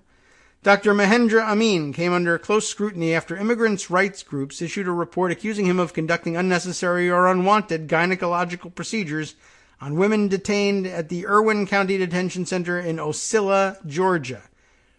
On Friday, a spokesperson for the American Board of Obstetrics and Gynecology told the Daily Beast that its records show Amin is not certified by the organization, so I guess they think that someone performing these things ought to be an OBGYN. A spokesperson for the American Board of Medical Specialties, the leading organization for physician board certification in the U.S., said Amin was not certified by any of the 24 ABMS member boards. Azeda Shah Shahani, an attorney with one of the immigrants' rights groups that filed the complaint, said it was outrageous that ICE would send detainees to a doctor who had not passed this quality control, as they put it. It shows the lack of care that ICE feels for detained immigrants, for their well-being and health care, says Shashahani, I hope I've got that right, the legal and advocacy director for Project South, who discovered this whole thing. It's really disturbing, to say the least. ICE declined to comment on the record about Amin's certification or policies concerning board-certified physicians. The agency had previously said it vehemently disputes the implication that detainees are used for experimental medical procedures and cautioned that anonymous, unproven allegations should be treated with skepticism. Reached by text message, Amin declined to comment on his board certification and deferred all questions to his lawyer, who did not respond to multiple requests for comment on the issue. Amin has practiced in Douglas, Georgia for at least 2 decades, both in his own private practice and as the medical director for the Labor and Delivery Department at Irwin County Hospital. Really? Business records reviewed by the Daily Beast show he has also incorporated a new Amin Surgery Center for Women in September 2019 and sought state approvals to build the facility 2 months afterward. Gail Evans, a consultant for the project, said the surgical center is still under construction and has not started seeing patients. Amin completed medical school in India and a residency at the University of Medicine and Dentistry in New Jersey. He appears to maintain an active license with the Georgia Composite Medical Board, A spokesperson for the organization said he couldn't answer questions about any ongoing complaints or investigations. Earlier this week, a nurse at ICDC came forward to allege that an unnamed doctor, now named, was surgically sterilizing a high number of immigrant women at the facility who don't know why they went to the doctor or why they're going. Okay, I think that says the same thing more or less. But the nurse, Dawn Wooten, described Amin as the uterus collector and claimed women often return from his office confused and upset. Since then, lawyers representing 17 detainees have claimed that their clients received unnecessary medical gynecological procedures from Amin, according to the office of Representative Pramila Jayapal. The Department of Homeland Security's Inspector General has launched an investigation. We'll see where that investigation goes, but that's rather shocking news, don't you think? Hi, everybody. It's me, David. Let's change things up from the old fundraising pitch for just a minute and talk instead about how you can be a part of our show. If you've got a smartphone or any other electronic recording device, why not sit down and record a segment for us? Read us an important article and give us your take. Or read one of your own original essays, or even just give us your commentary on something you'd like to share that's important to you. And send the file to me at kagrox@gmail.com, and I'll try and work it into the show. Short segments, a few minutes in length, are easiest to fit in. And of course, I can't always guarantee that I'll be able to play everything, but if you've ever shouted at your radio or TV about something you wish was being covered, here's your chance to change that. Make the show your own. Send your submissions to me at kagrox@gmail.com.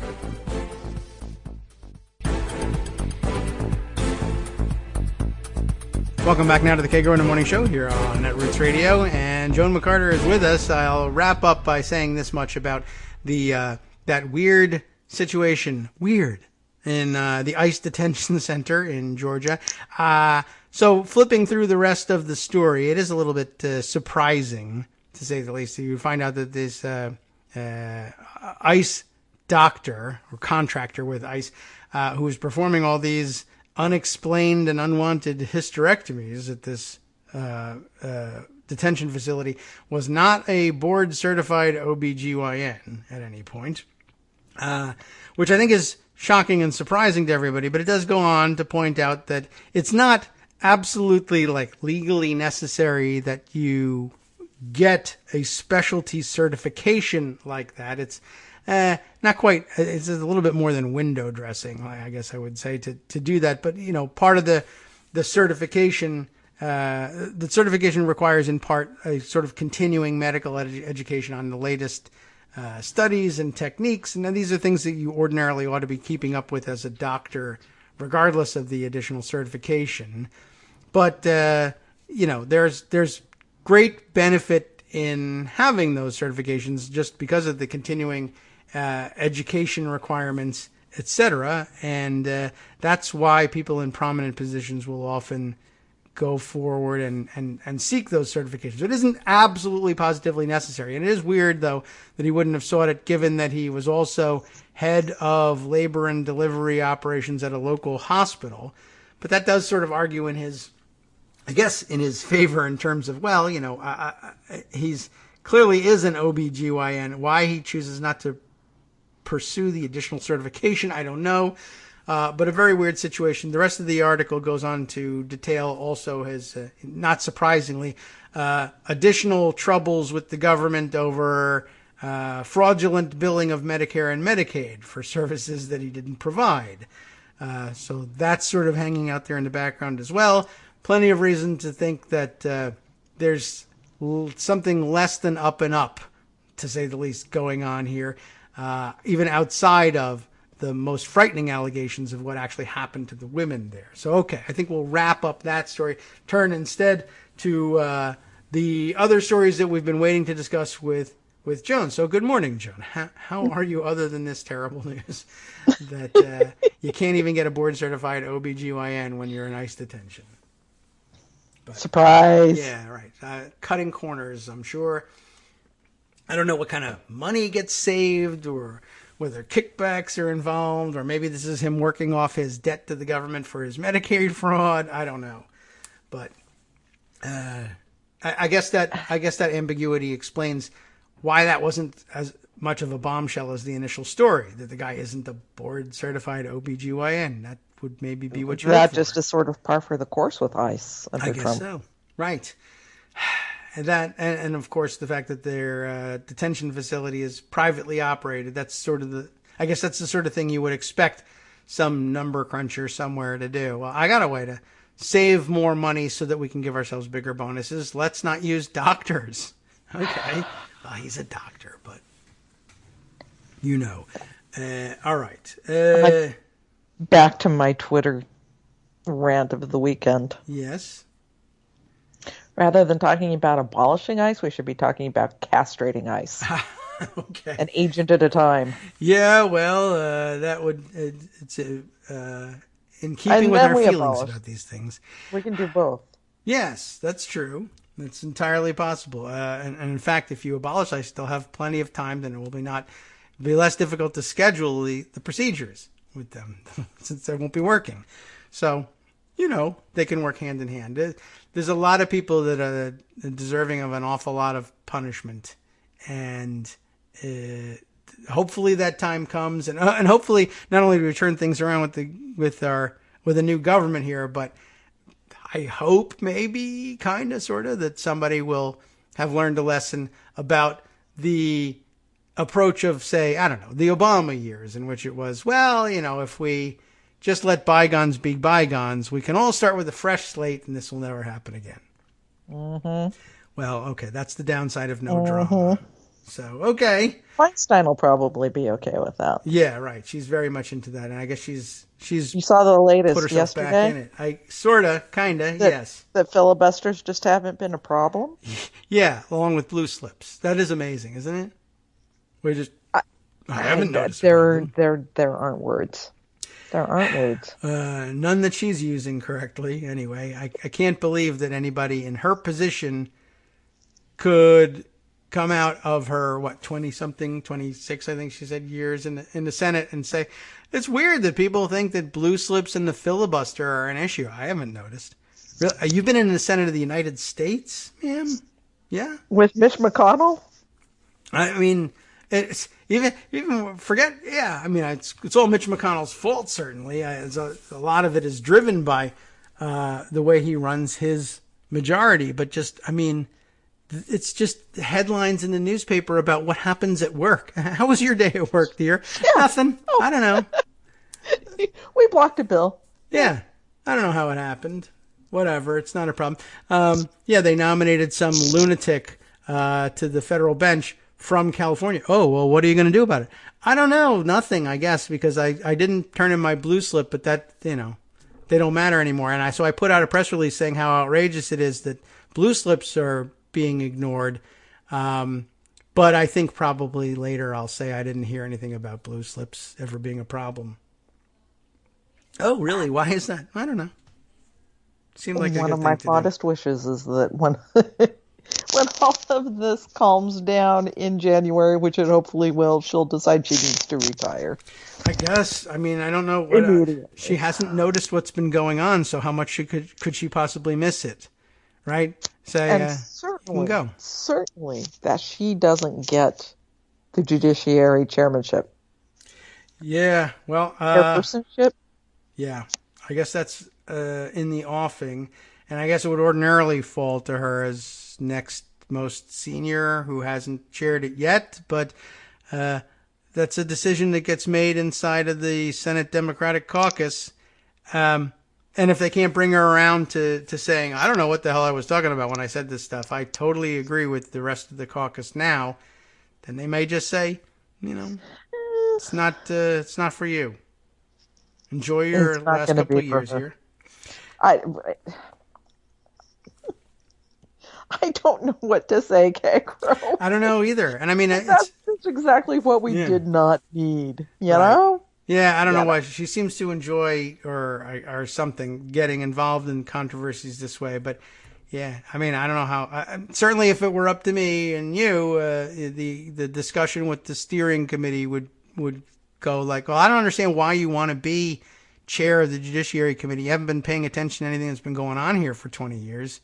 Yeah. What do you want to chair it for? Okay, the next person who hasn't chaired it that's up is Durbin. Okay, busy. He's busy. And then after that is White House. All right. Yes, I would take that in a minute, really. Of course, I I don't know would whether too. Yeah, in comparison. Yeah. whether he's interested or not.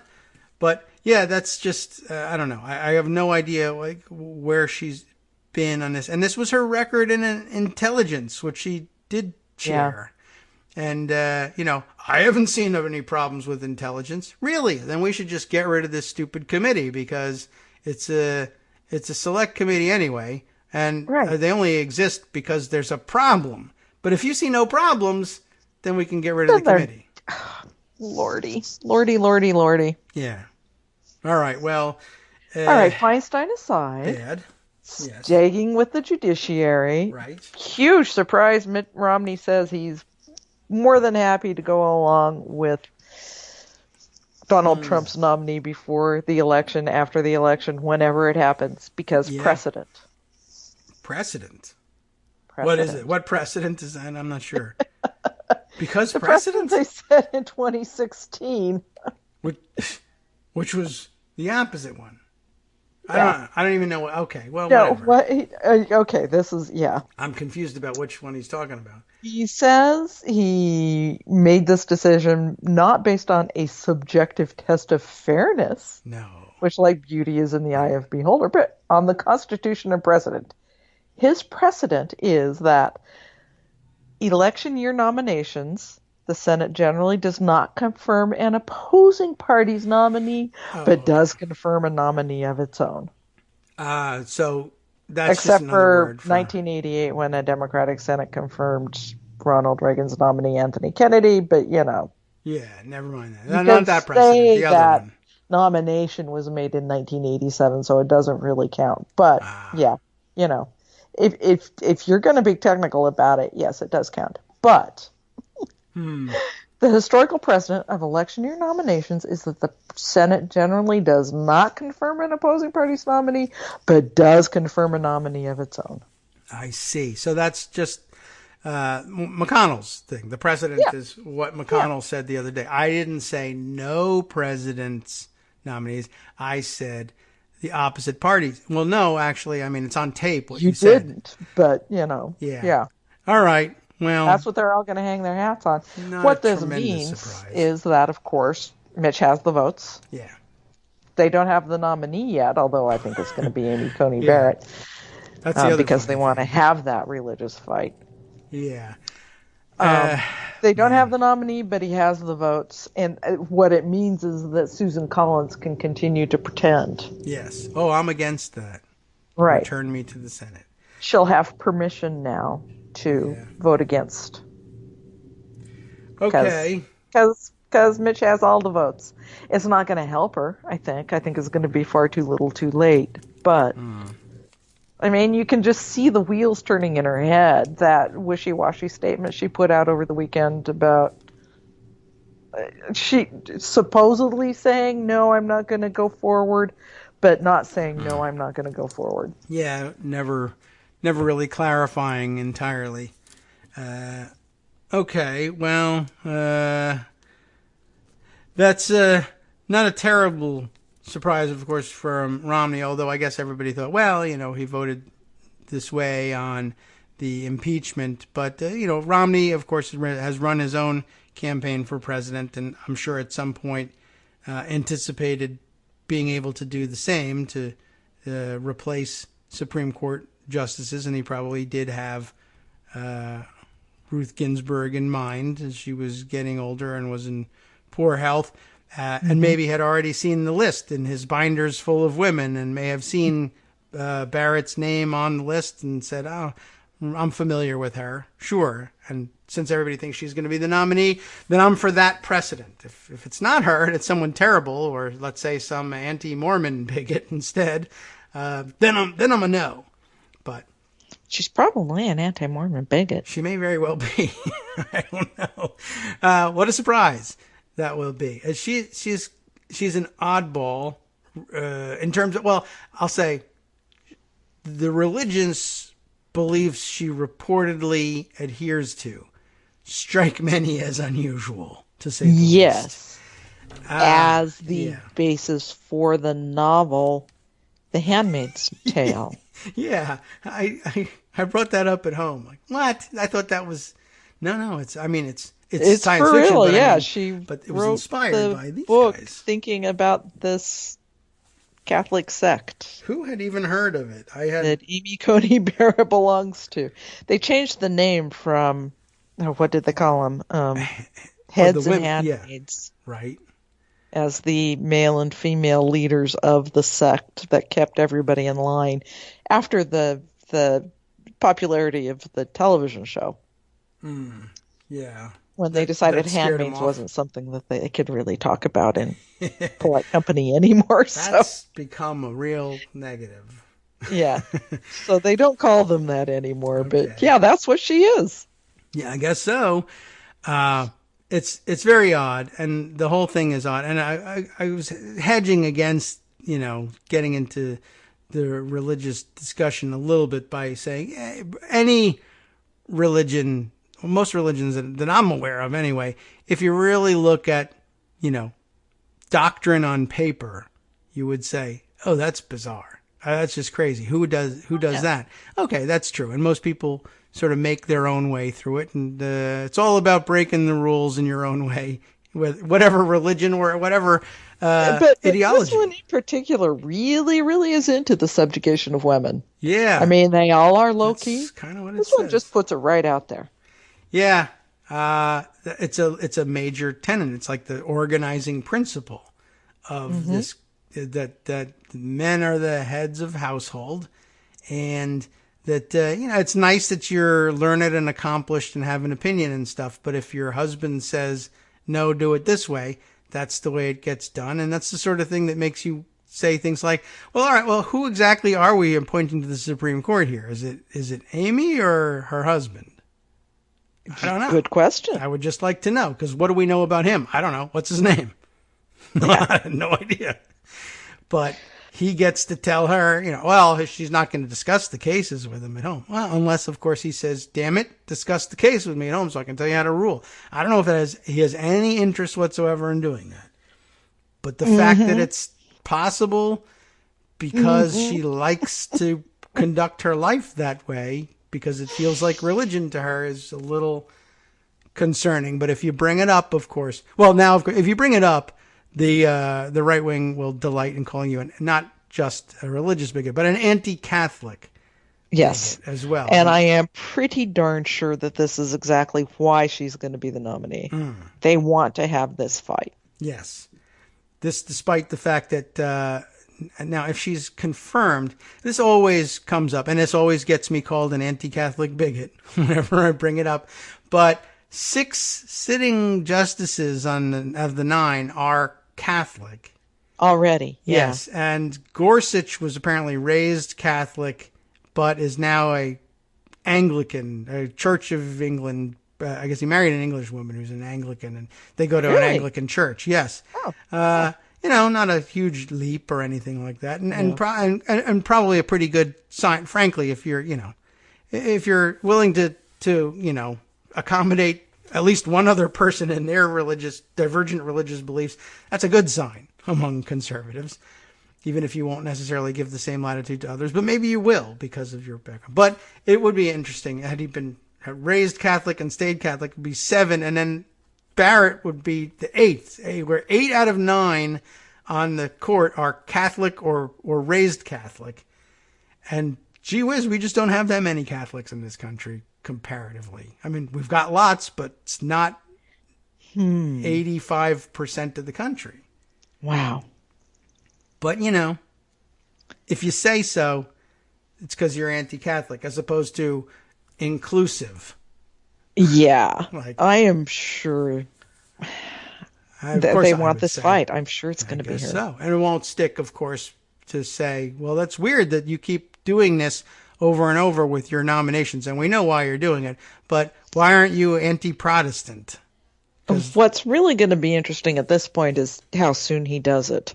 Does he try to do it in the next 5 weeks? In the last 4 months, he hasn't been able to pass coronavirus relief. Is he going to shove through a Supreme Court nominee in 5 weeks? I don't know. That's I don't know, yeah, because it's it a gets tight kind of fit. dicey trying to do it in lame duck True.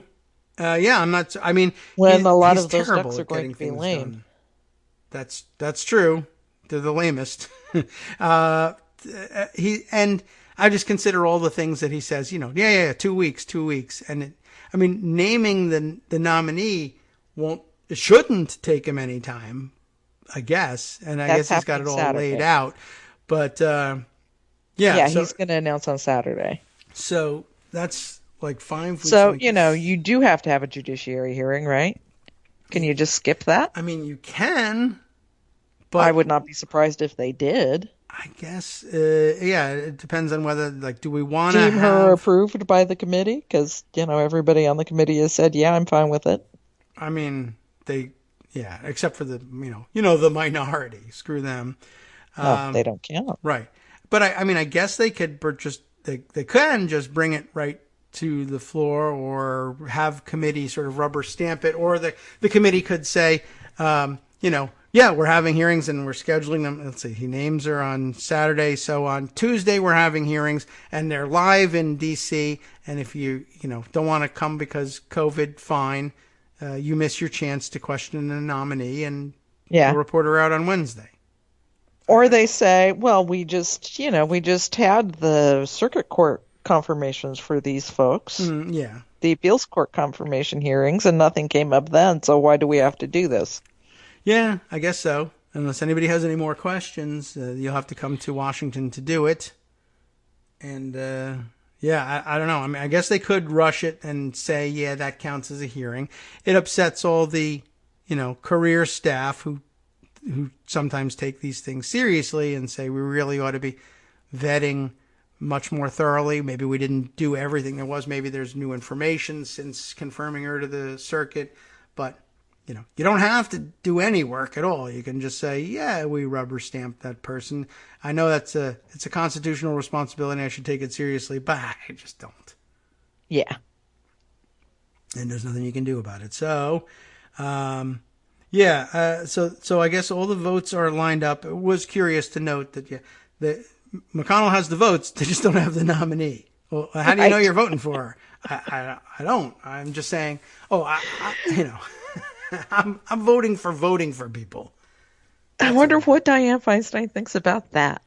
I don't see it as a problem. I don't think it's not been a problem in the 26 years I've been here, and I also don't know any of the judges who got blocked before. Sorry. I never heard of anything. What's a judge, even? I'm not even sure. I never heard there was another branch. Anyway, yes, talking about timing, 5 weeks. Yeah. It's not. He's gonna have to rush it faster than that if he wants to have it happen before the election, because a lot of these people want to be at home campaigning for their seats. Yeah. Which are up on November 3rd. And the next 9 days, as you talked about early in the show, are going to be devoted to making sure the government stays open, because they can't do both. They can't shut down government. Yeah, you're right. And shove through a SCOTUS nominee and deal with or not deal with coronavirus. I mean, that's just all a little bit too much while they're campaigning. Dianne Feinstein says she's never heard of the government shutting down. That's weird. I don't believe that she's been awake these many years. That is odd. Yeah, well, we can't have that happening. My gut says they are not going to shut down government. That McConnell's preemptory, yeah, this is a crappy bill and we're not going to go along with it, wasn't really, no, we're willing to shut down government over this. It was we're still talking. Okay. Pelosi was... on Friday, there had been talk that she was going to include this $30 billion for the Commodities something corporation. It's for ag.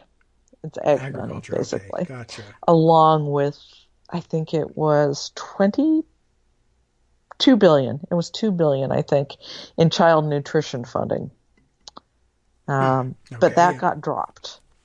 So she's not trying to make trades like that now, which suggests to me that possibly She's back talking with Mnuchin about coronavirus relief. That they can put those things into that. Okay. So, I don't know.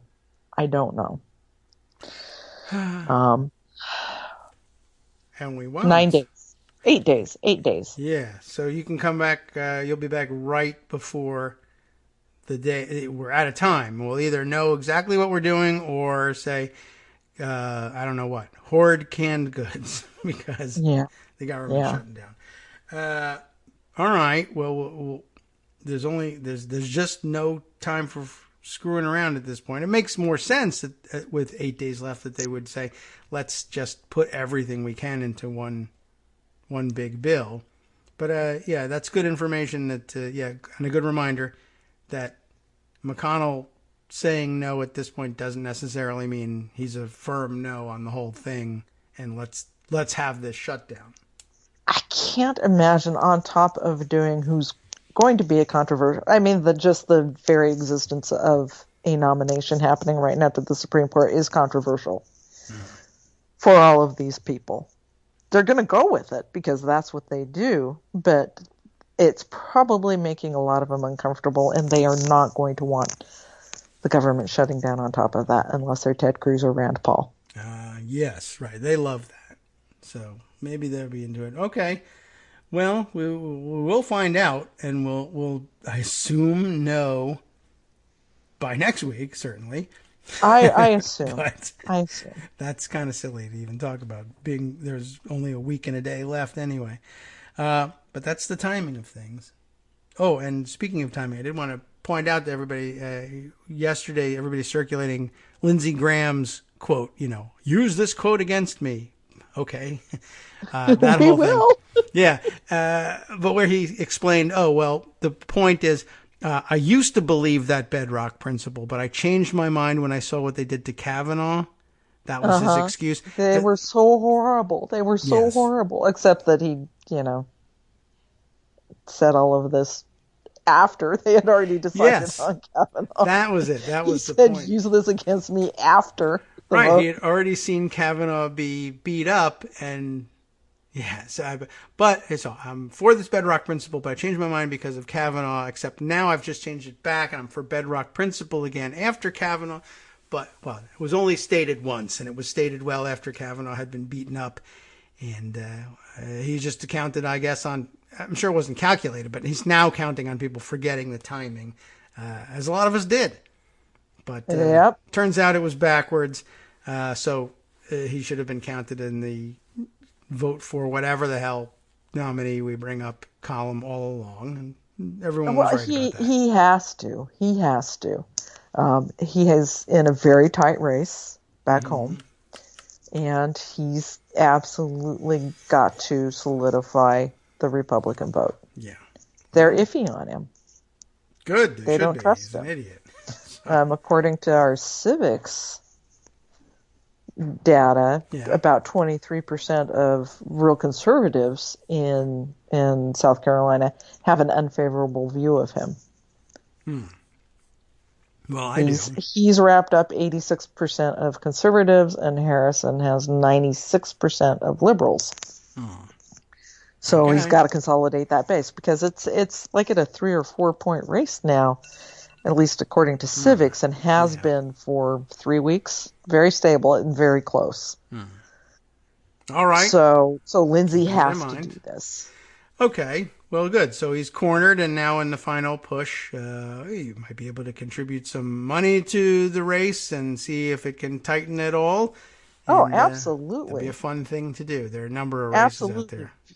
There's races all over. Daily Kos has vetted all of them, and you can be sure that if you donate through Daily Kos to one of the people that we've endorsed, they're going to be okay. And where do we go to? Do we have an Act Blue page list someplace that we can go and pick and choose from among them? We do. I've tweeted out some of them. Okay. We have the full slate, and I can share that link with you for your wrap-up. All right, well, we'll do that and provide it to everyone because now's that time. Or even here at home, there's clamoring, having read the news. Not from me, but clamoring. And there is time still to give time. money. Don't believe Nate Silver. They can still use the money. Yes, that's true. Sometimes people say late donations can't be as effectively used, but campaigns at this stage are taking loans, going into debt, betting it all on the final couple of weeks, and they can do that with a lot more confidence if money is coming in. Here's the other thing. Give all of these Senate races, particularly in swing states, lots of money now so that they can take up all of the ad space and keep Trump out. Right. Another great strategic reason to do that. So, yeah, we'll be checking off all the lists and breaking up a big block of money and distributing it to the best places we can. So I encourage everybody to do the same, and we'll use that list to do it. Thanks, Joan. I'm glad you could provide that for us, and thanks for coming by and updating us on the implosion of the government. We'll check with you next week about how that's actually happening, I guess, unless something really changes between now and then. Appreciate it, and tight timing, but glad we could do it. See you next week when it may be happening. Absolutely. Take care. From Daily Kos Radio on networksradio.com. You have been listening to the Kagro in the Morning Show with David Waldman. All right. Now, of course, comes your chance to listen to the West Coast Cookbook and Speakeasy with Justice Putnam instead. And, as usual, the great eclectic mix that he's got in store for you is got numerous items on it. Too many to summarize for you, so I'll just tell you, you're going to get a great grab bag. Hold on. It'll be fantastic. See you tomorrow.